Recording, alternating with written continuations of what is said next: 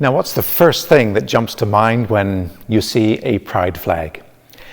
Welcome to a journey of understanding when you are a Baptist pastor and your son comes out as gay, because yes, that is a journey I am on. And it's the most normal thing in the world when you have a family member who's gay and you're a Christian to have mixed thoughts and feelings about all that.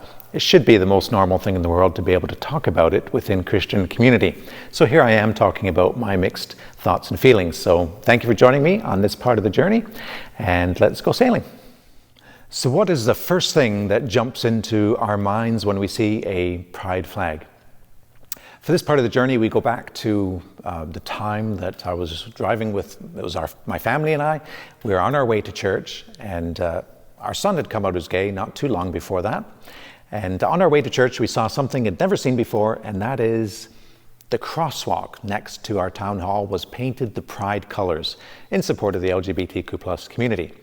So did that make it into, did I mention it in the service that day? Well, yes, I did. And so what did I mention? Well, what's the first thing that comes to mind when you see a pride flag?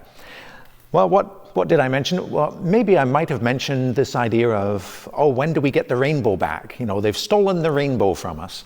And isn't the rainbow part of our Judeo-Christian tradition, you know, with Noah and the ark and the story of the animals? And I used to think that actually the pride flag was based off that rainbow that's in the Bible. I used to think it was symbolic of, I don't know, when you look around and all you see is judgment, this idea of being kept safe in the midst of judgment. So I kind of thought that was symbolic of that. Turns out when you look into the history of the pride flag, it's got nothing to do with that at all. So that wasn't it. So I didn't actually mention that at all in church, and we probably shouldn't think that. Here's the other thing we might think when we see a pride flag. And the other thing that I might have said was, there it is again, the gay agenda. Here they are, these people who are LGBTQ+, trying to force us to think like them and force us to think differently and to be affirming and all of this. And we had better fight against this, or someday I might actually, right here in this space, be forced to officiate at a same-sex marriage, and theologically, well, maybe we just don't agree with that. So, so I might have wanted to speak against the gay agenda, but I didn't. And why not?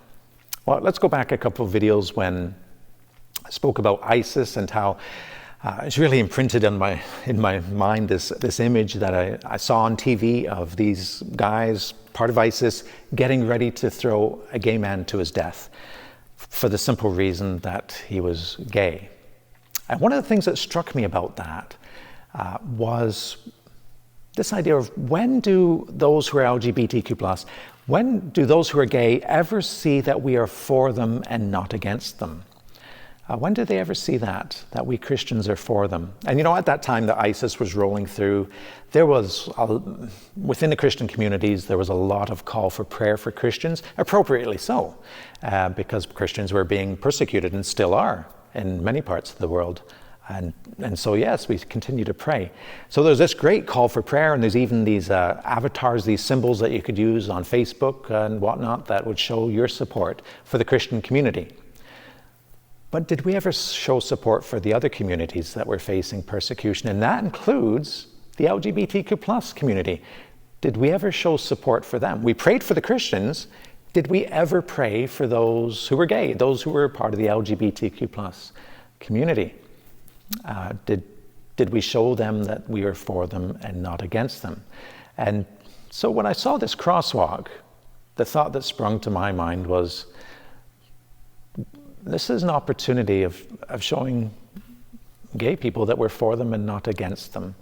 To not speak against this as being, here it is again, the gay agenda, and it's come to our town, but rather to speak in support of, here are people who deserve to live without fear of violence, who deserve to live without being bullied. And here's another thing we can say about all this is, you know, we talk about ISIS throwing gay men from towers, and as I mentioned in that video earlier, they were creating they created this world where gay people don't belong. But we also as Christians have been creating a world where gay people don't belong, where people who are LGBTQ plus don't belong. We've created a world where they don't belong. We've created families where they don't belong. We've created churches where they don't belong. And when we create a world where they don't belong, we shouldn't be surprised if there are those who will bully them, because they're different, because they don't belong, who would heap emotional and physical abuse upon them. It's still happening to our day. In 2021, there's still people, those who are gay will get beat up just for being gay. We've created a kind of world where that kind of thing can happen. We've created a world where they don't belong. We shouldn't be surprised when people will pick on those who they perceive as not belonging. We shouldn't also be surprised too if we see that there are suicides and attempted suicides and great emotional difficulties, because when we've created a world where they don't belong, when people themselves feel that they perceive that they don't belong, we shouldn't be surprised by the impact that has on them. And we shouldn't be surprised either when we've created a world where they don't belong, if there are those who will fight to create a space for them, to create a world where they do belong.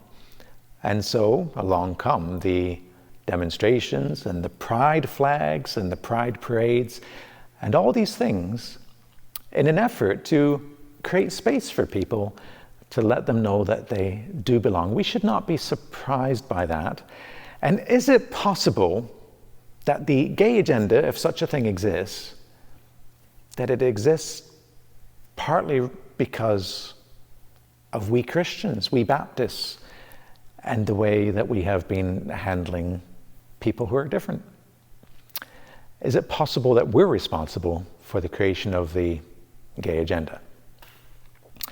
So what's the first thing that should jump into our minds when we see a pride flag? Well, how about, instead of something jumping into our minds when we see a pride flag, how about we try this? How about we have something jump into our hearts?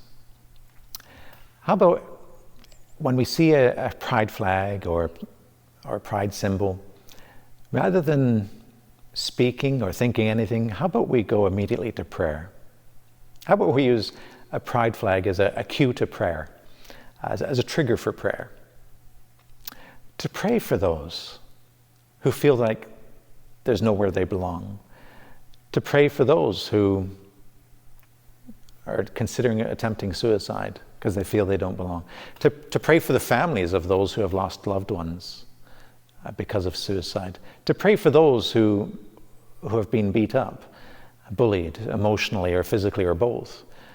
To pray for those who have just been facing great difficulties because they feel they don't belong. So how about the next time we see a pride flag, we don't think or say anything. How about we pray? Well, thank you for joining me on this part of the journey, and I hope to see you on the next part of the journey. If you haven't already subscribed, please feel free to do so. And thank you for sailing. Thank you.